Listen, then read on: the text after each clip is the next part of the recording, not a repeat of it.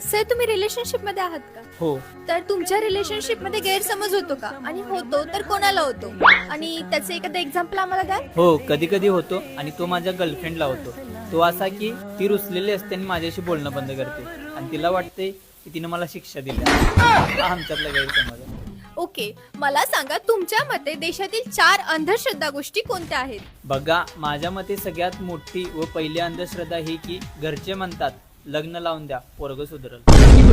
लग्नाच्या अगोदर चांगला वागायचा, लग्नानंतरच बिघडला.